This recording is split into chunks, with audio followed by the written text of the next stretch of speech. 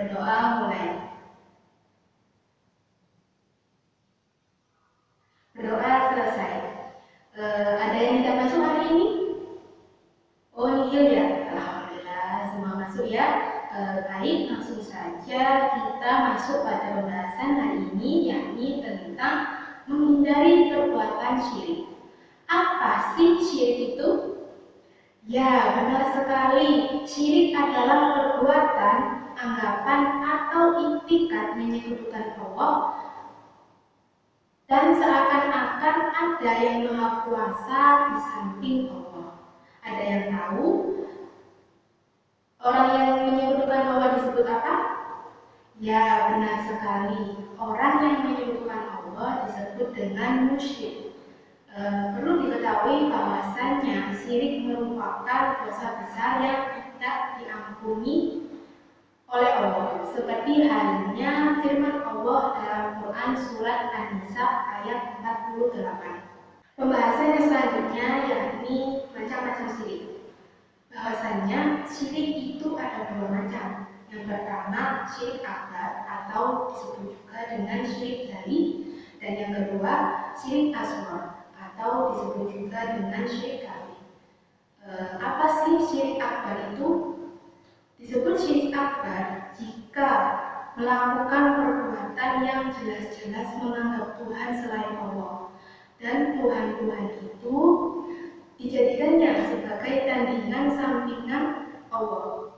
Misal, syirik dalam sifat Allah, yakni ada seseorang yang mendatangi seorang peramal dan dia meyakini bahwa seorang peramal itu dapat melihat masa depannya.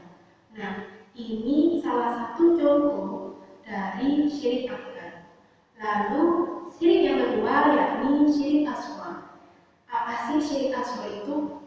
Nah, syirik asghar adalah perbuatan yang secara tersirat mengandung pengakuan ada yang kuasa di samping Allah. Misal, ada pernyataan seperti ini: jika seandainya saya tidak datang pada dokter tersebut, maka saya tidak akan selamat. Nah, dari pernyataan ini seakan-akan ada sesuatu yang berkuasa selain Allah. Kemudian akibat dari perbuatan syirik itu apa aja sih? Ya, benar sekali. Salah satunya yakni dimasukkan ke dalam neraka jahanam. Selain itu juga amal soleh yang sudah dikerjakan akan lenyap sia-sia. Lalu bagaimana sih cara kita menghindari perbuatan syirik? Kita dapat menghindari perbuatan syirik dengan cara selalu menegakkan sholat, selalu melatih diri untuk mengingat Allah, selalu meningkatkan ketakwaan kita kepada Allah. Baik, itu saja pembahasan yang dapat Ibu sampaikan. Kiranya anak-anak ada yang belum paham bisa ditanyakan.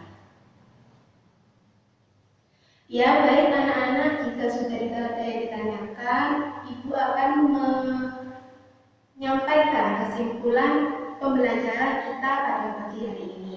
Yang pertama, kita sudah mempelajari tentang pengertian syirik. Yang kedua, kita juga sudah mempelajari tentang macam-macam syirik. Yang ketiga, kita sudah mempelajari tentang akibat dari perbuatan syirik. Dan yang keempat, kita juga sudah mempelajari tentang cara menghindari perbuatan syirik. Baik, selanjutnya kalian buka halaman 139. Ayo berlatih. Nah, itu dikerjakan di buku tugas ya, minggu depan dikumpulkan. Baik, sebelum Ibu akhiri pelajaran pada pagi hari ini, alangkah baiknya kita berdoa terlebih dahulu agar apa yang kita pelajari pada pagi hari ini menjadi ilmu yang manfaat dan barokah. Berdoa mulai. Berdoa selesai. Baik, saya akhiri. Wabillahi muwaffiq ila aqwamit thoriq. Assalamualaikum warahmatullahi wabarakatuh.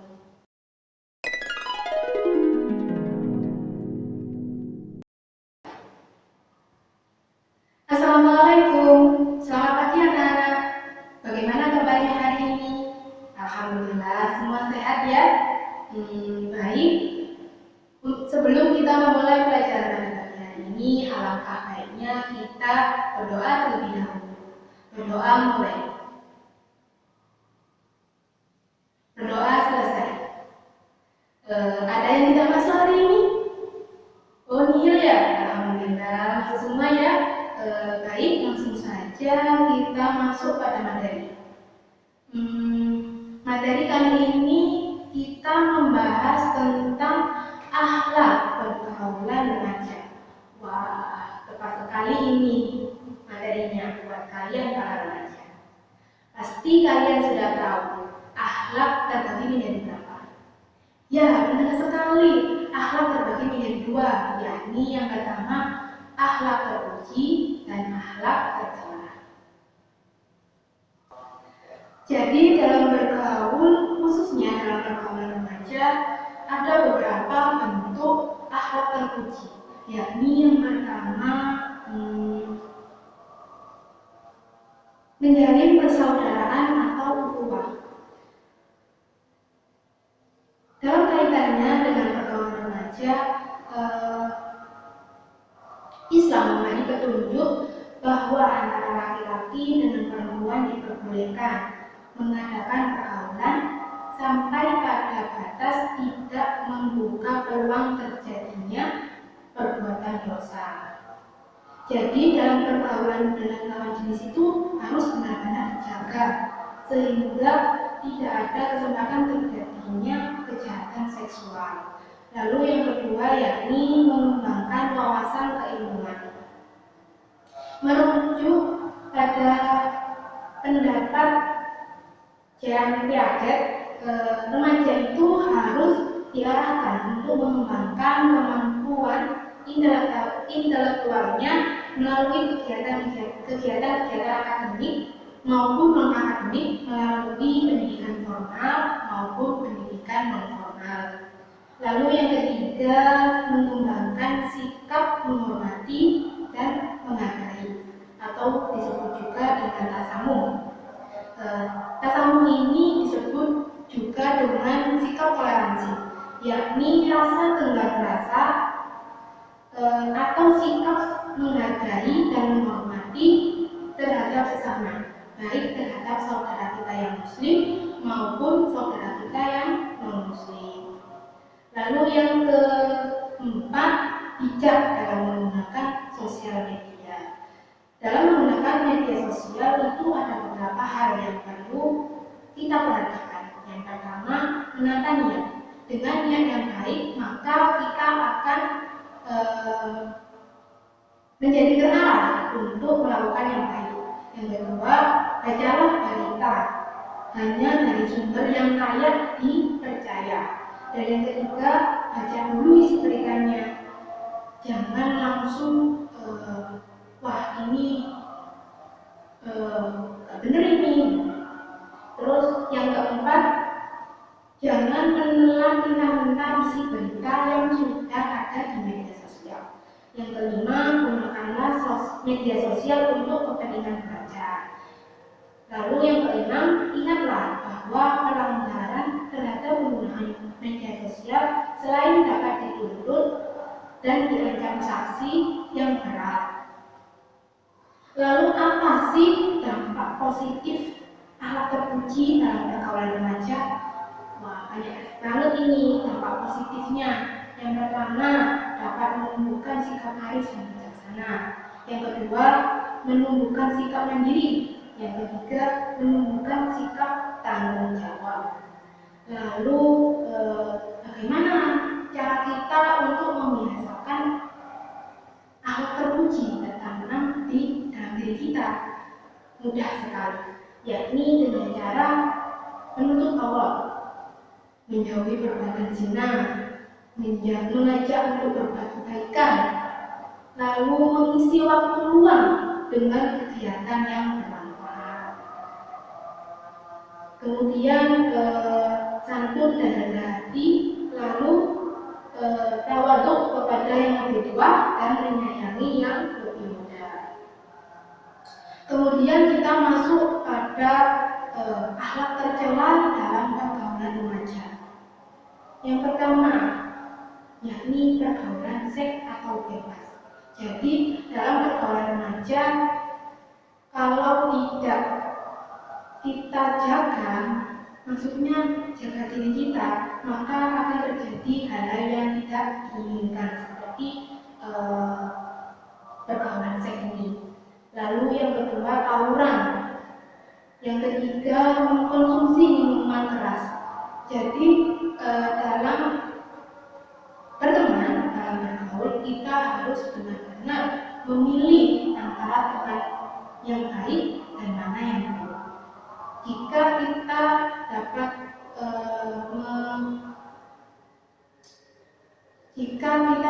memilih teman yang baik, maka kita akan diarahkan ke perbuatan yang selalu baik. Lalu dampak akhlak tercela dalam pergaulan remaja. Yang pertama, bertentangan dengan nilai-nilai ajaran agama. Lalu yang kedua, hilangnya budaya malu. Yang ketiga, menimbulkan masalah kesehatan. Lalu bagaimana sih cara kita menghindari akhlak tercela dalam pergaulan remaja? Nah, ini cara yang harus dilakukan. Yang pertama, yakni meningkatkan kadar iman dan amal soleh, meningkatkan kualitas akhlak dan etika bergaul, dan yang terakhir mengatur waktu dengan baik.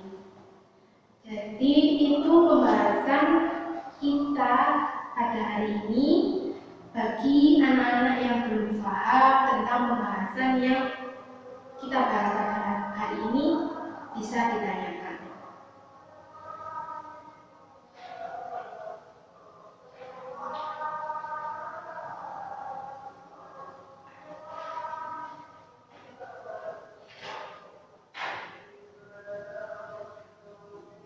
Ya, baik anak-anak, jika tidak ada yang ditanyakan, maka Ibu akan sampaikan kesimpulan belajar kita hari ini. Yang pertama, kita sudah belajar tentang akhlak terpuji, bentuk-bentuk akhlak terpuji dalam pergaulan remaja. Yang kedua, kita sudah belajar tentang dampak positif dari akhlak terpuji dalam pergaulan remaja. Yang ketiga, kita sudah mempelajari tentang cara membiasakan akhlak terpuji dalam pergaulan remaja. Dan yang ketiga, kita yang keempat, kita sudah mempelajari tentang akhlak tercela dalam pergaulan remaja itu apa aja. Dan yang kelima, kita sudah mempelajari tentang dampak negatif dari akhlak tercela dalam pergaulan remaja. Dan yang keenam, kita juga sudah mempelajari cara menghindari akhlak tercela dalam pergaulan remaja. Nah, itu saja kesimpulan yang dapat saya sampaikan. Kemudian kalian buka halaman 131 ayo berlatih. Nah, di situ ada room A dan room B. Itu kalian kerjakan di buku tugas kalian. Kemudian minggu depan dikumpulkan. Lalu itu saja. Baik, sebelum Ibu akhiri pelajaran pada pagi hari ini, alangkah baiknya kita berdoa terlebih dahulu agar ilmu yang kita dapat hari ini menjadi ilmu yang manfaat dan barokah. Berdoa mulai. Berdoa selesai. Baik, saya akhiri. Wassalamualaikum warahmatullahi wabarakatuh.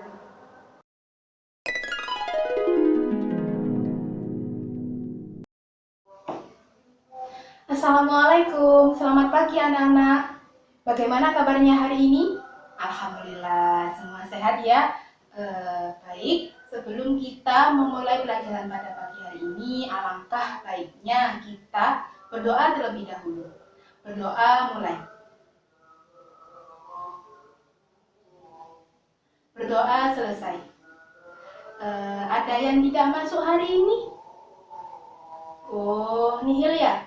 Baik, langsung saja kita masuk pada pembahasan selanjutnya, yakni tentang menghindari akhlak tercela. Salah satunya yakni fitnah, namimah, dan ghibah. Baik, langsung saja kita masuk pada pembahasan yang pertama, yakni akhlak tercela tentang fitnah. Apa sih fitnah itu? Ya, fitnah dalam bahasa Arab memiliki beberapa arti, diantaranya adalah ujian. Fitnah juga dapat berarti jatuh di dalam hal yang tidak diinginkan. Fitnah juga dapat berarti kufur. Sementara dalam Kamus Bahasa Indonesia, fitnah adalah perkataan yang bermaksud menjelekkan orang lain. Lalu, apa saja sih motivasi yang membuat seseorang melakukan fitnah?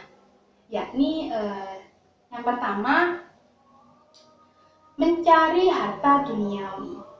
Motivasi seseorang melakukan perbuatan fitnah diantaranya karena dengan menfitnah, ia berharap mendapatkan uang.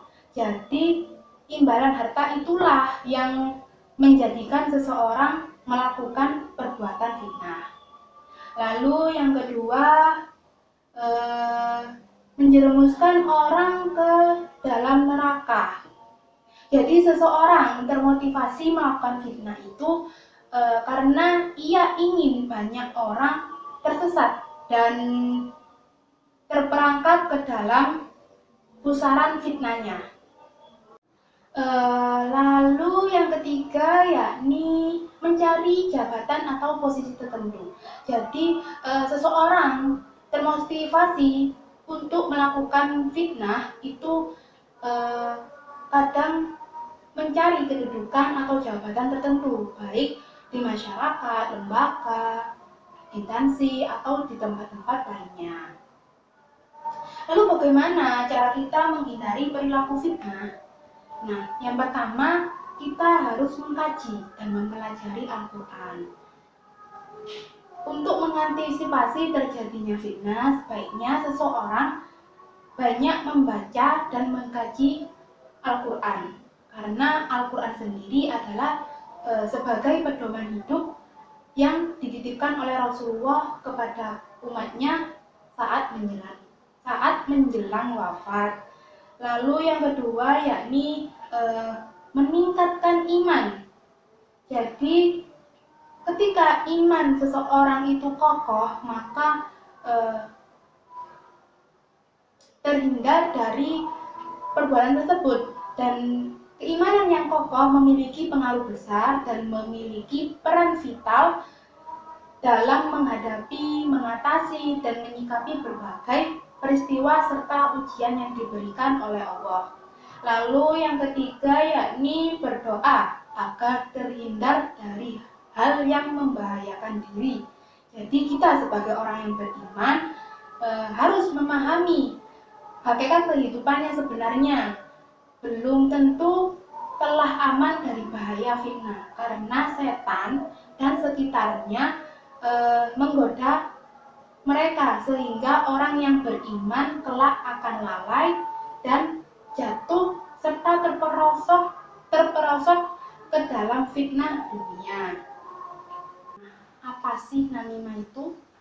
Ya, benar sekali, namimah adalah adu domba. Namimah adalah membuat perbuatan seseorang, yakni membuat perselisihan di antara pihak yang sebenarnya sepaham atau menarungkan pihak-pihak yang sesungguhnya sepaham melalui ucapan. Di sini juga dijelaskan menurut Al-Ghazali sesungguhnya namimah itu bersifat luas, yaitu dengan mengungkapkan sesuatu yang seharusnya tidak diungkapkan sehingga menimbulkan percecokan di antara pihak-pihak yang ada melalui ucapan, perbuatan, isyarat, atau tulisan. Lalu hal-hal yang diinginkan dari perbuatan mengadu domba itu apa aja sih? Biasanya yang pertama, orang-orang yang suka mengadu domba itu biasanya menginginkan citra buruk melekat pada seseorang. Lalu yang kedua, menginginkan citra baik di mata seseorang. Kemudian pembahasannya selanjutnya yakni bagaimana sih cara langkah-langkah mengatasi perbuatan namimah. Di sini dijelaskan bahwa yang pertama tidak segera mempercayai gosip. Lalu yang kedua mencegah dan menasehati pembawa berita. Lalu yang ketiga memiliki asas praduga tak bersalah. Kemudian pembahasannya selanjutnya yakni tentang ghibah. Apa sih ghibah itu? Ghibah berasal dari bahasa Arab dengan akar kata ghoba yang berarti tidak hadir atau sesuatu yang tertutup dari penglihatan.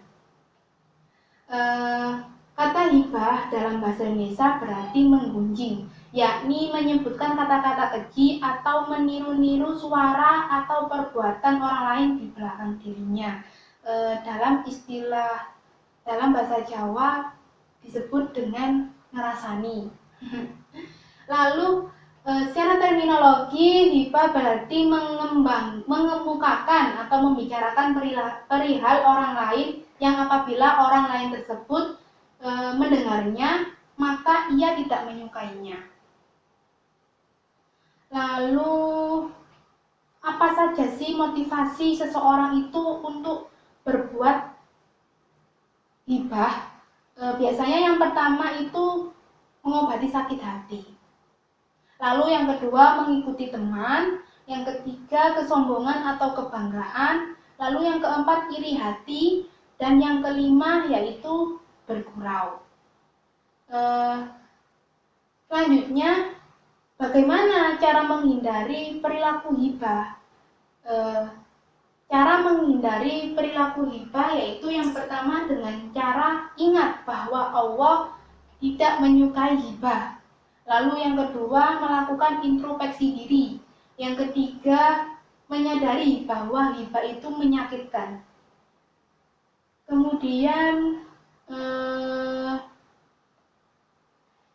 hibah itu ada hibah yang diperbolehkan. Yang pertama, yakni mengungkapkan kezaliman. Yang kedua, meminta fatwa. Yang ketiga, memberi peringatan kepada orang lain.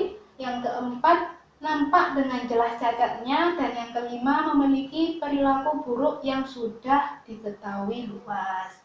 Baik, itu saja yang dapat Ibu sampaikan.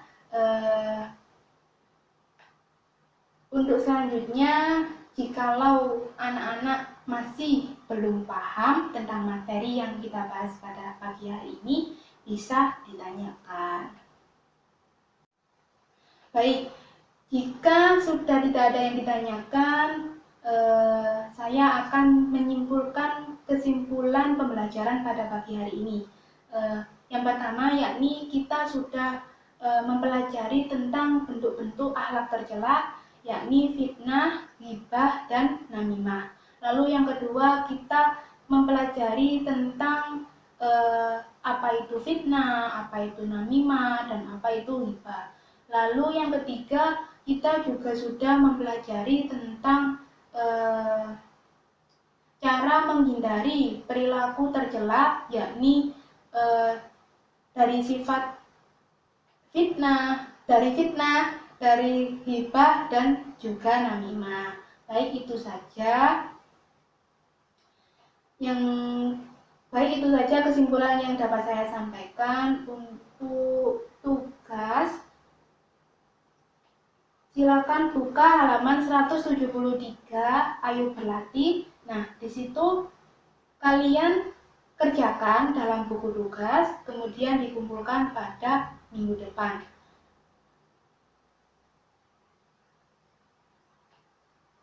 Baik, itu saja pembelajaran kita pada pagi hari ini.